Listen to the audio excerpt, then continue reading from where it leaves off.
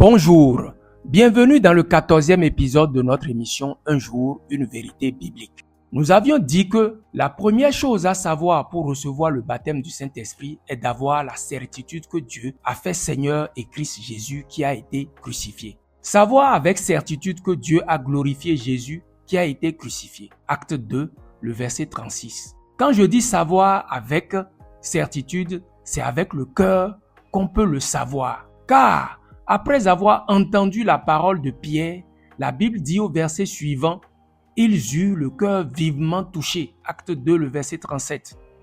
Cette parole de Pierre mentionnée dans Acte 2, le verset 36, a vivement touché leur cœur, c'est-à-dire l'Esprit de Dieu qui accompagne cette parole prononcée par Pierre a ouvert leur cœur, leur entendement pour qu'ils comprennent et croient les Écritures, comme ce fut le cas des disciples par Jésus dans Luc 24, le verset 45, et le cas de Lydie dans Acte 16, le verset 14. Et pour certifier leur foi, Pierre leur a demandé de se repentir et de se faire baptiser au nom de Jésus-Christ. Pierre leur dit, « Repentez-vous et que chacun de vous soit baptisé au nom de Jésus-Christ pour le pardon de vos péchés et vous recevrez le don du Saint-Esprit. » Acte 2, le verset 38.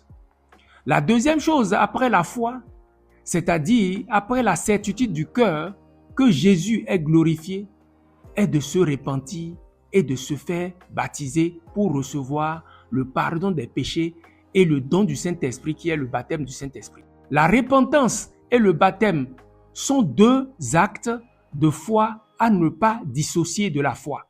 Car Corneille et sa famille avaient reçu le baptême du Saint-Esprit avant même d'être baptisés au nom de Jésus-Christ, c'est-à-dire baptisés d'eau. Acte 10, le verset 44 à 48. La troisième condition est d'avoir soif de l'Esprit de Dieu.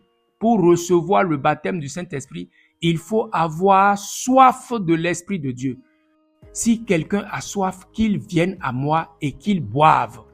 Celui qui veut recevoir le baptême du Saint-Esprit doit avoir soif de l'Esprit de Dieu.